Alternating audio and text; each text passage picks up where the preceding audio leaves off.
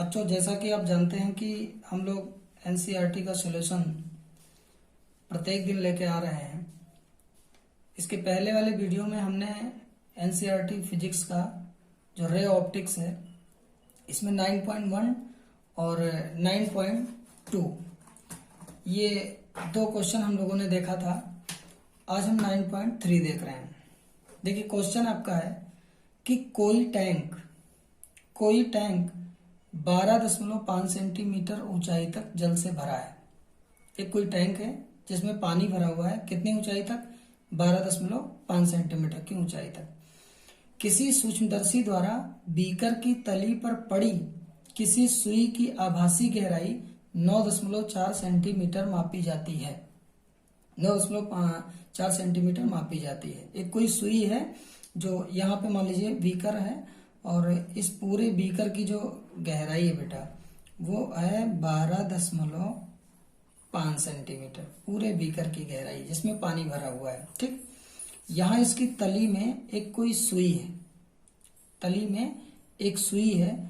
ये जब ऊपर से सूक्ष्मदर्शी द्वारा देखी जाती है तो यहाँ कहीं नजर आती है।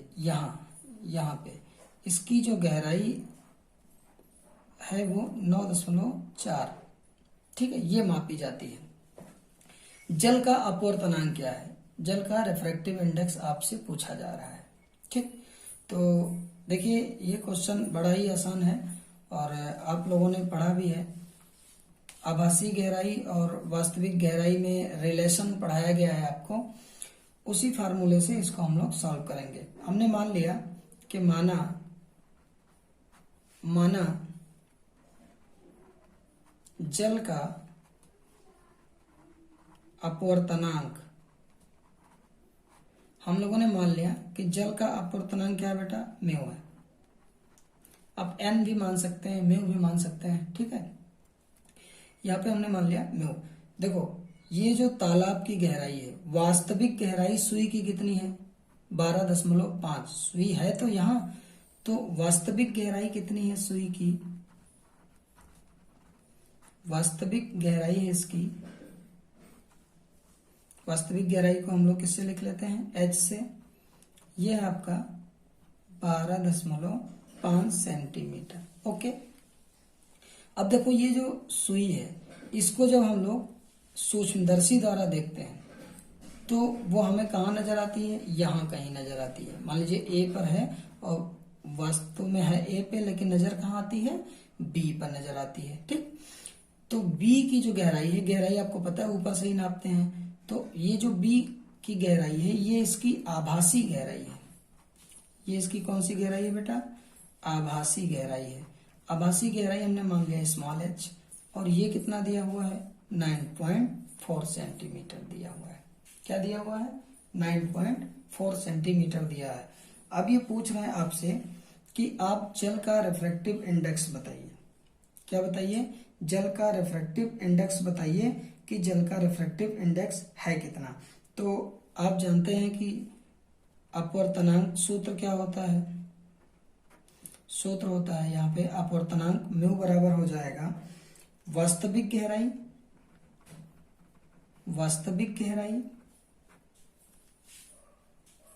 इसके लिए फार्मूला क्या होगा बेटा? वास्तविक गहराई बटा आभासी गहराई, ठीक। बड़े आसानी से हम लोग लगा रहे हैं इसको, बिल्कुल भी आप परेशान ना हो। बहुत ही आसान क्वेश्चन है। वास्तविक गहराई बटे आभासी गहराई। तो अब यहाँ से म्यू बराबर देखिए कितना हो जाएगा। वास्तविक गहराई तो आपकी कितनी है? 12.5, तो रख दिया मान। फिर आभासी गहराई इसकी कितनी है? आभासी गहराई कितनी है? 9.4 है, ठीक। दोनों गहराइयों को आपने रख दिया। अब इसको आपको क्या करना है बेटा? सॉल्व कर लेना है। तो आप इसे सॉल्व कर लीजिए। जब 12.5 को 9.4 से हम लोग क्या करेंगे? डिवाइड करेंगे, तो ये आ जाएगा लगभग 1.32 और 9। कितना आ जाएगा? 1.329। जब हम लोग 12.5 को डिवाइड करेंगे किससे? 9.4 से, तो ये आ गया 1.329।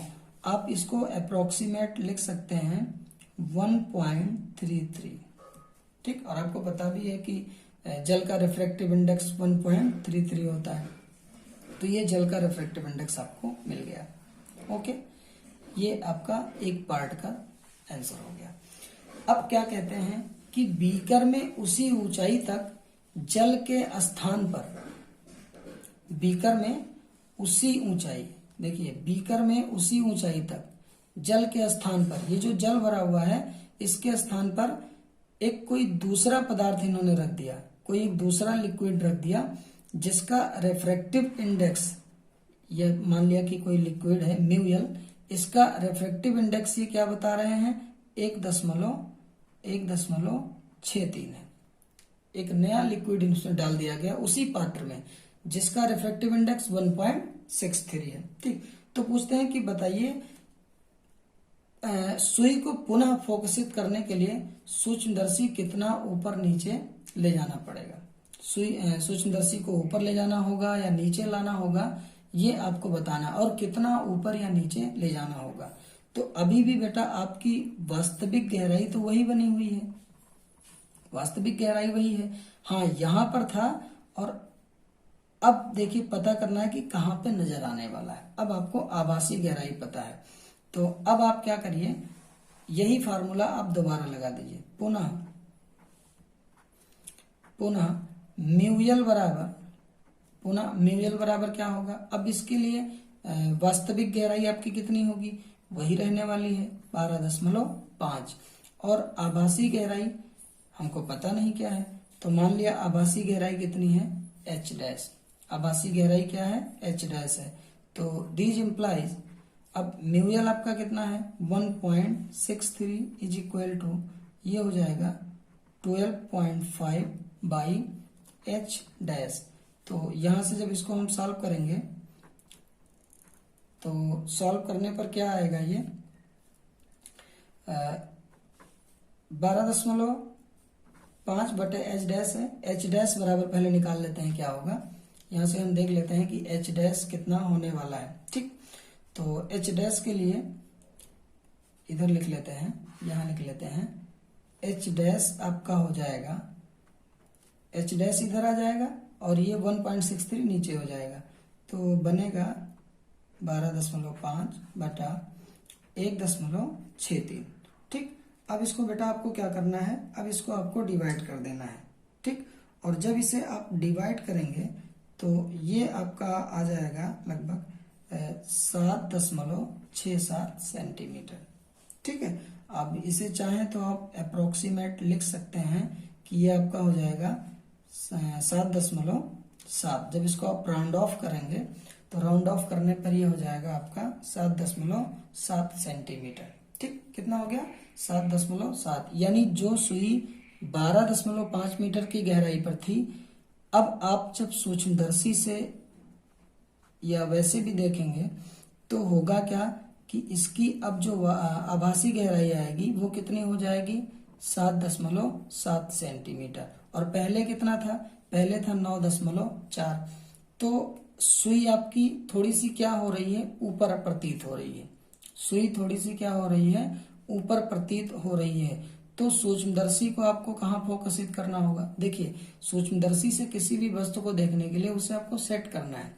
ठीक, तो जब आपने सेट कर दिया था 9.4 पे, और अब सुई आपको कहाँ प्रतीत हो रही है, ये देखिए 7.7 पे, यानी थोड़ा सा ऊपर की ओर उठी है, थोड़ा सा सुई यहाँ पर ऊपर की ओर उठी है। तो इस स्थिति में क्या करना होगा, सूक्ष्मदर्शी आपको थोड़ा सा ऊपर ले जाना पड़ेगा, सूक्ष्मदर्शी आपको क्या करना पड़ेगा, ऊपर ले जाना पड़ेगा। अब कितना ऊपर ले जाना पड़ेगा, ठीक है, तो देख लीजिए इसके लिए क्या होगा, कितना ऊपर ले जाने के लिए, देखो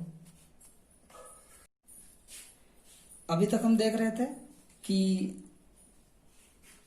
7.7 सेंटीमीटर इसकी अब क्या आ रही है, आभासी गहराई। तो पहले सूक्ष्मदर्शी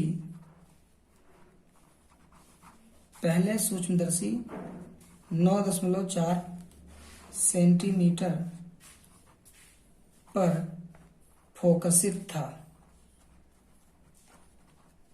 पहले जो सूक्ष्मदर्शी था वो कहाँ फोकसित था? 9.4 सेंटीमीटर की दूरी पे बेटा ये फोकसित था।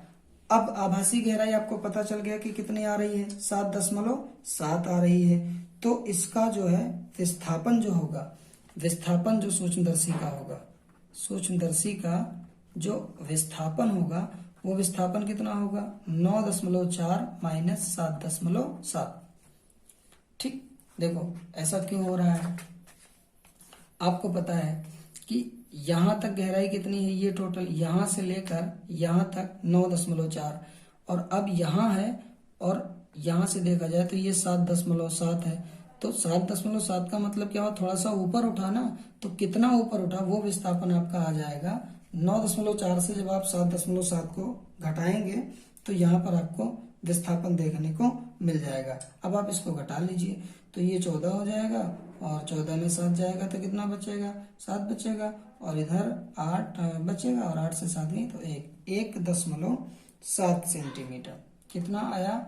1.7 सेंटीमीटर। किधर विस्थापित करना पड़ेगा आपको? जो विस्थापित करना पड़ेगा आपको वो 9.4 से जब 7.7 घटाएंगे तो 1.7 सेंटीमीटर। कहाँ? ऊपर की ओर।